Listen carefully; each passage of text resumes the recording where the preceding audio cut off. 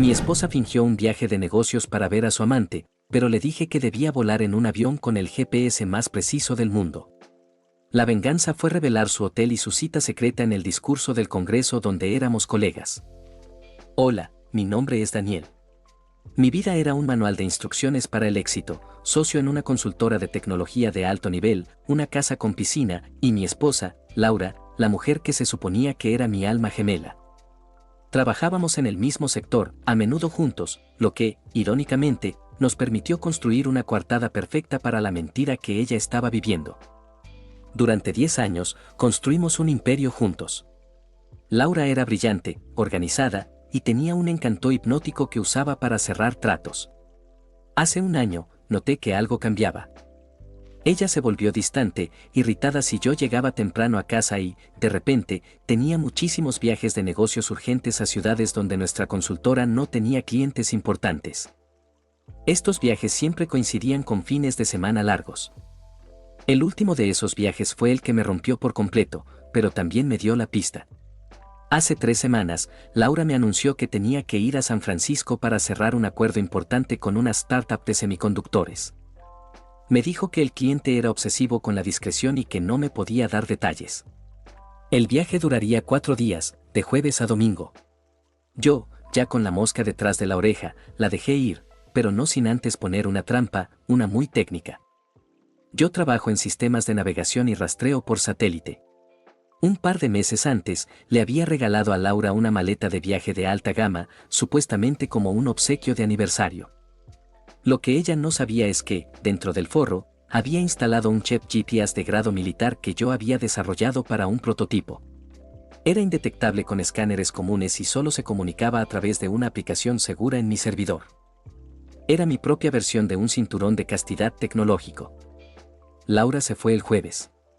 Yo la besé, le deseé suerte, y en cuanto la puerta se cerró, abrí mi aplicación. El punto azul, que era su maleta, se movía perfectamente hacia el aeropuerto. Todo parecía normal.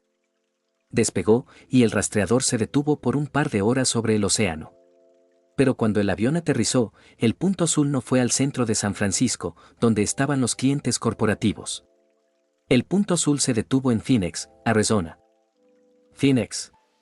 Una ciudad donde no teníamos ningún negocio conocido.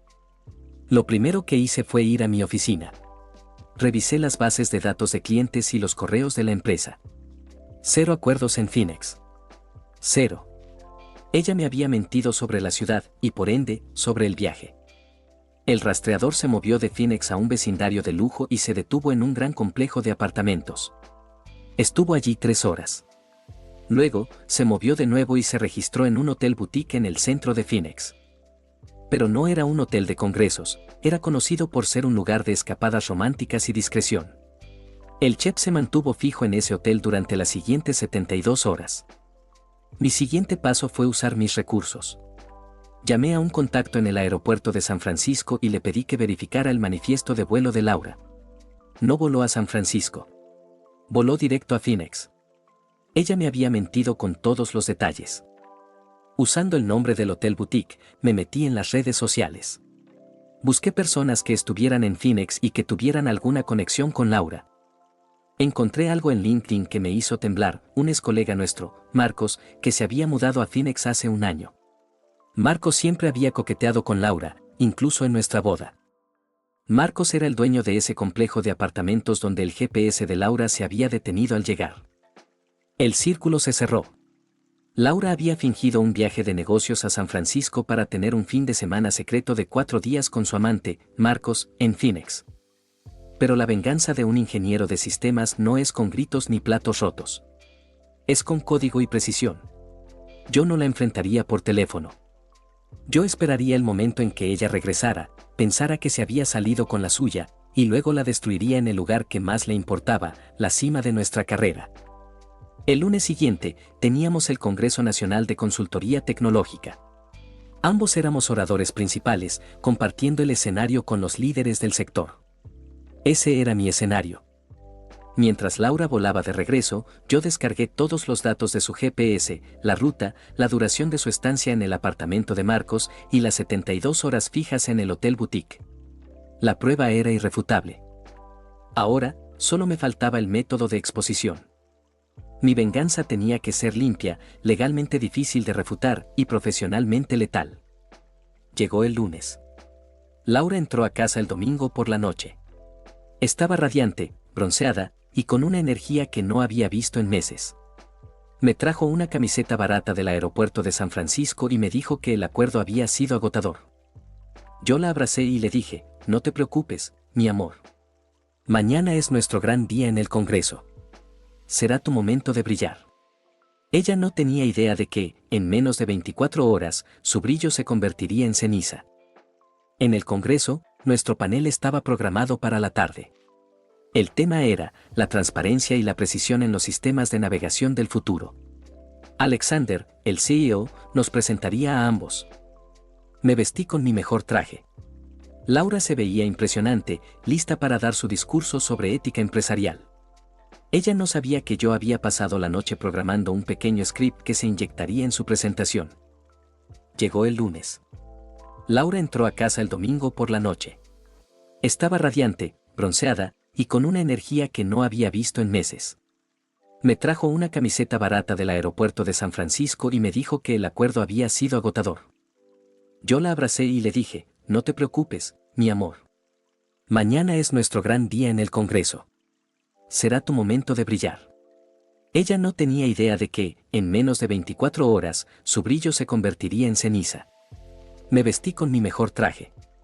Laura se veía impresionante, lista para dar su discurso sobre ética empresarial. El Congreso Nacional de Consultoría Tecnológica se celebraba en el centro de convenciones más grande de la ciudad. El auditorio estaba repleto, cientos de CEOs, inversores y colegas de la industria.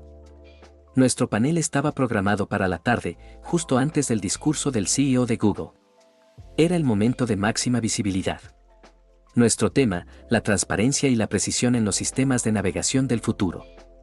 La ironía era tan espesa que casi se podía cortar con un cuchillo. Laura y yo subimos al escenario. Alexander, el CEO, nos presentó como el matrimonio de oro de la consultoría, un ejemplo de lealtad y excelencia técnica. Me senté junto a Laura, mi corazón latiendo como un tambor. Ella estaba serena, la máscara de profesionalidad era perfecta. Yo, en cambio, estaba experimentando una calma helada, la calma del ingeniero que está a punto de ejecutar un script perfectamente diseñado. Laura comenzó su presentación, la cual giraba en torno a la necesidad de construir sistemas de rastreo y datos que fueran completamente éticos y transparentes. La confianza de nuestros clientes depende de la verdad que proyectamos, decía, con una convicción que me revolvió el estómago. Yo miraba las diapositivas que ella misma había preparado, mientras planeaba mi jugada. Mi venganza tenía que ser quirúrgica. Si solo decía mi esposa me engañó, yo parecería el esposo celoso y resentido. Yo tenía que usar mi expertise profesional para demostrar que ella había mentido de una manera que ponía en riesgo la reputación y la credibilidad de nuestra consultora. Tenía que convertir su infidelidad personal en un riesgo empresarial masivo. El sistema de presentación estaba conectado a un servidor central. Yo sabía que la computadora de Laura, que estaba en el podio, estaba sincronizada a la red Wi-Fi del Congreso y, por ende, a los monitores del auditorio. Mientras ella hablaba de la importancia de la integridad del código, abrí mi laptop discretamente bajo la mesa. Usando la contraseña de administrador que compartíamos para el sistema de presentaciones, me colé en su computadora. Mi script era un virus troyano ligero. Su única función era esperar la señal de mi teléfono y luego, reemplazar una diapositiva clave en su presentación con los datos de mi GPS de grado militar. Lo programé para que se activara cuando ella llegara a la diapositiva número 15, titulada, Caso de estudio, geolocalización predictiva para la eficiencia empresarial. Laura llegó a la diapositiva 14. Yo la miré, por última vez, sin odio, sino con una profunda tristeza por la mentira. Ella sonrió, confiada. Hizo clic en el botón de avance. La diapositiva 15 apareció en las 3 pantallas gigantes. Pero no era su caso de estudio. En su lugar, el público vio un mapa de satélite con una precisión increíble, cortesía del chip militar que yo había desarrollado. El título que yo había insertado, en negrita y fuente Arial 72, decía: Caso de estudio, geolocalización predictiva para la eficiencia empresarial y la integridad matrimonial. Laura se quedó congelada, el láser de su puntero temblando. Se giró para mirar la pantalla, y su rostro se descompuso. El mapa mostraba el rastreo de su maleta durante los 4 días. Trayecto aéreo: el punto azul se desviaba de la ruta SFO, San Francisco, y aterrizaba en Phoenix, AS. Destino 1, jueves. Una flecha gruesa apuntaba al complejo de apartamentos de Marcos, con la etiqueta, coordenadas del apartamento privado, tiempo de estancia, 3 horas 15 minutos. Destino 2, viernes. Domingo. El mapa se acercaba al Hotel Boutique, con el logo y el nombre claramente visibles. La etiqueta decía, Hotel, El Nido Secreto. Ubicación fija durante 72 horas. Recibo del negocio: en la esquina, una captura de pantalla del recibo de la aerolínea, un vuelo directo a Phoenix, sin escalas en San Francisco. Y la frase final, insertada por mí, fue la estocada legal y profesional. Conclusión: el rastreo de grado militar demuestra que la señora Laura, mi apellido, socia de nuestra firma, utilizó recursos y coartadas empresariales para un viaje personal no autorizado. Esto representa un riesgo ético y de seguridad masivo para la consultora. El silencio en el auditorio no duró. Fue reemplazado por un rugido de voces. La gente se levantó de sus sillas, sacando sus teléfonos para fotografiar la pantalla. El CEO, Alexander, saltó de su asiento y corrió al podio. «¡Apaguen eso! Esto es un error técnico». «Un hackeo», gritó Alexander. Laura estaba llorando, pero no era la lágrima de la traicionada, era la lágrima de la casada. Me miró con un odio tan profundo que sentí un escalofrío. «Daniel, eres un monstruo». Yo me levanté de mi asiento y me dirigí al podio con una calma absoluta. Tomé el micrófono del atril, ya que el sistema de presentación estaba colapsando. «Señoras y señores, mi nombre es Daniel, y yo soy el desarrollador principal de ese sistema de rastreo que acaban de ver», dije con voz firme. «No es un hackeo. Es el resultado de la tecnología de precisión y, tristemente, de la traición personal que afecta directamente a la ética de nuestra firma». El CEO intentó sacarme del escenario. Yo lo empujé suavemente a un lado. «Alexander, la señora, mi apellido, acaba de mentirles a todos. Si puede mentir sobre su destino de negocios, ¿qué más nos está ocultando en los tratos millonarios que hemos cerrado? Si el corazón de una socia está en un nido secreto, con un competidor, ¿dónde está su lealtad?». Esa frase golpeó a todos los líderes de la industria como un rayo. No era solo la infidelidad, era la sospecha de espionaje corporativo. Los inversores se pusieron de pie, gritando preguntas. Laura, viendo que su carrera se evaporaba, se quitó el micrófono y huyó del escenario, corriendo por la puerta lateral.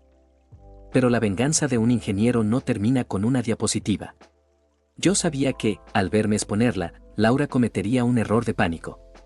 Y ese error era crucial para mi estrategia de divorcio. Yo no solo había programado el script del GPS. Antes de ir al Congreso, había presentado una orden de divorcio de emergencia por causal de infidelidad y uso fraudulento de recursos corporativos. Lo más importante, había contactado a un abogado que me ayudó a bloquear inmediatamente cualquier intento de Laura de mover o vaciar nuestras cuentas conjuntas. Mientras el caos se desataba en el auditorio y la prensa me rodeaba, mi teléfono vibró. Era una alerta de seguridad que había programado en la computadora de nuestra casa. Laura, al llegar a casa y darse cuenta de que no podía acceder a las cuentas, había intentado borrar los discos duros de mi oficina personal en casa. El error de pánico. Ella no sabía que yo tenía un sistema de cámaras de seguridad ocultas en mi oficina. Mi abogado recibiría el video del intento de destrucción de evidencia en menos de 1 hora. La exposición pública fue la parte emocionante. El intento de encubrimiento y destrucción de evidencia era la parte que me garantizaba el 100% de los bienes y la anulación del acuerdo prenupcial por fraude moral. Mientras el caos se desataba en el auditorio y la prensa me rodeaba, mi teléfono vibró. Era la alerta de seguridad que había programado en el servidor de mi oficina personal en casa.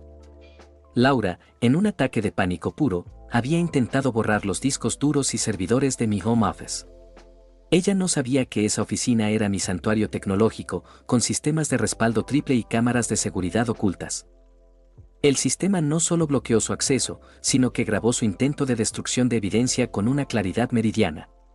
La hora y la actividad fueron marcadas con sellos de tiempo irrefutables. Mi abogado recibiría el video del intento de encubrimiento en menos de 1 hora. Este acto de pánico, capturado en video, era el clavo final en su ataúd legal, garantizando la anulación total del acuerdo prenupcial por fraude moral y destrucción intencional de propiedad. La exposición pública fue la parte emocionante, la batalla legal que vino después fue la parte devastadora. Salí del Congreso, no como el esposo engañado, sino como el socio de tecnología que había desenmascarado un riesgo ético corporativo. La historia se hizo viral en minutos.